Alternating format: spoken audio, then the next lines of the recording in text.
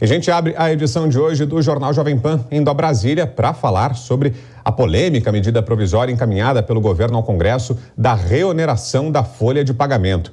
A medida foi apresentada pelo ministro Fernando Haddad na última semana e as reclamações continuam. O ambiente em Brasília está tumultuado e a gente aciona agora ao vivo o repórter André Anelli, que vai trazer para a gente mais informações sobre as articulações no Congresso, agora com a medida provisória em mãos. O presidente do Senado, Rodrigo Pacheco, inclusive, vai fazer uma reunião para tomar uma decisão sobre o futuro dessa medida, não é, André? Boa noite, bem-vindo. Isso mesmo, Brown. Muito boa noite para você, boa noite a todos ligados no Jornal Jovem Pan. O presidente do Senado, Rodrigo Pacheco, ainda não definiu uma data, mas uma reunião com líderes deve acontecer entre 8 e 9 de janeiro. Nesse encontro, a pauta principal vai ser a medida provisória enviada pelo governo federal no apagar das luzes do ano passado, prevendo a reoneração gradual da folha de pagamento de 17 setores da economia. Pela nossa apuração, a reunião deve ser mesmo viabilizada, ainda mais nesse período de recesso parlamentar, por conta da insatisfação da maioria do Senado com a MP. A medida prevê a revogação da lei de desoneração da folha de pagamento, aprovada pelo Congresso e cujos efeitos começam a partir de 1º de abril de 2024. O texto é de autoria do senador Efraim Filho, que avalia que a atuação do governo foi uma tentativa de impor a vontade do Executivo aos parlamentares, que pediram a Pacheco que devolva a MP ao presidente Lula, de forma que o texto nem mesmo tenha a tramitação iniciada na casa. Eu acredito que o ministro Fernando Haddad fica em dificuldades para manter o seu texto na medida provisória e a partir da semana que vem os líderes se reúnem com o Pacheco, ou para estimular a devolução da medida provisória ao governo, ou então para aguardar a retomada dos trabalhos em fevereiro e fazer a votação, onde eu acredito que haverá votos suficientes para derrubar a medida provisória em plenário. E mesmo com essa reação negativa do Congresso, o governo federal continua alegando que a desoneração da folha de pagamento é inconstitucional e provoca distorções no sistema tributário, sem trazer ganhos efetivos à economia, como, por exemplo, a geração de empregos. Tanto os setores da economia beneficiados com essa medida, quanto o Congresso Nacional têm defendido que a desoneração da folha de pagamento é responsável, sim, por gerar empregos, mas isso não tem sensibilizado aqui o Palácio do Planalto. Brown. Vamos saber como é que vai ser nos próximos dias o futuro dessa medida provisória aí no Congresso Nacional. Obrigado, André, por enquanto, pelas suas informações. A gente volta a conversar mais tarde. Deixa eu dar as boas-vindas agora aos nossos comentaristas. Estarão aqui comigo nessa edição do Jornal Jovem Pan.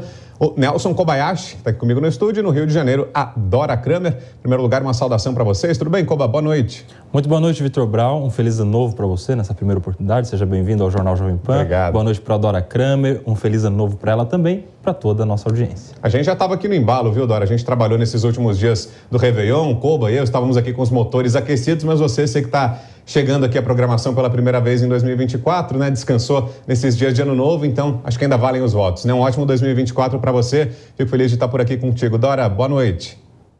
Boa noite, obrigada. O mesmo para vocês. Olha, eu estava aqui de folga, né? Mas acompanhei vocês. Estava vendo aí o trabalho duro, mas também sempre muito prazeroso, né? Porque é ótimo estar aqui com a nossa audiência, voltar a comentar sobre as notícias todas, embora a gente esteja no recesso.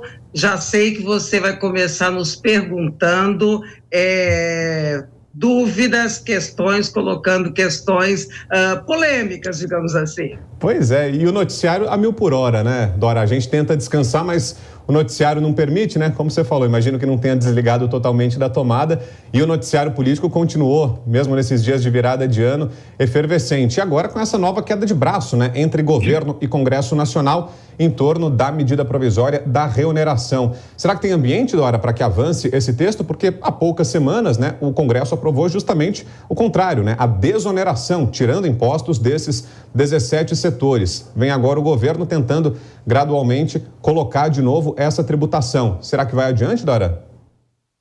Ô, Brown, chega a ser incompreensível essa atitude do governo. Eu já fiquei aqui me perguntando, será que é uma última tentativa antes de recorrer ao Supremo, já que a alegação é de que a medida da desoneração é inconstitucional? Porque evidentemente que criou e iria criar de qualquer maneira, não me parece crível que o Ministério da Fazenda, que o Palácio do Planalto não estivessem contando com essa reação, porque afinal de contas foram 2 votações e votações muito significativas.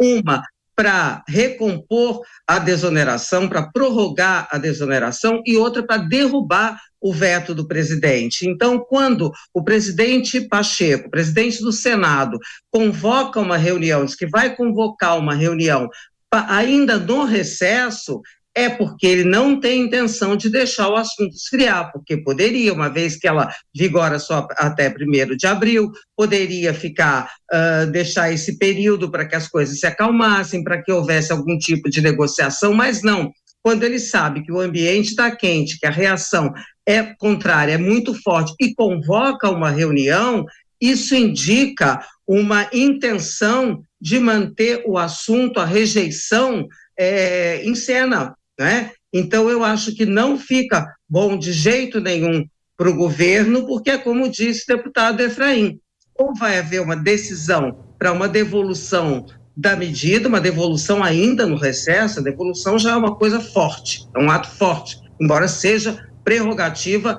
do Congresso. Agora, no recesso, é mais forte ainda. Então, eu acho que, como você me perguntou, acha que vai adiante? Acho que não vai adiante. Só não sei dizer para que lado vai. Agora, Nelson Kobayashi, uma das principais críticas da oposição ao governo na área econômica seria o fato de que o governo não tem projeto, que tem uma sanha arrecadatória, que o governo só pensa em impostos, que as únicas medidas econômicas são de tributação, de taxação. Na sua opinião, Koba, são pertinentes essas críticas? E será que uma medida como essa acaba justamente alimentando esse discurso da oposição, Koba? São críticas pertinentes, a gente tem visto isso acontecer desde o início do governo, quando a gente viu aquela discussão há exatamente um ano, né? Logo no começo do ano legislativo, da PEC da transição, que já ultrapassava o teto de gastos em 100 e poucos bilhões, ou seja, já desde o início ficava claro que a ideia do governo era gastar mais, e isso já vinha, inclusive, desde a campanha, que o presidente Lula falava que despesa com educação não é gasto, é investimento, despesa com o pobre não é gasto, é investimento, enfim. Está desde o começo muito claro que o governo gastaria mais. E em relação a essa decisão da medida provisória de reoneração, eu achei um tremendo desrespeito ao Congresso Nacional. O Congresso discutiu e votou e decidiu manter a prorrogação da desoneração. O presidente vetou. O Congresso derrubou o veto. E agora o governo vai querer levar isso para um 3º turno por meio de medida provisória e de maneira contraditória, inclusive, porque o veto do presidente Lula foi falando que a prorrogação da desoneração era inconstitucional. E agora, na medida provisória, a reoneração seria gradual, de modo a manter a desoneração por determinado período.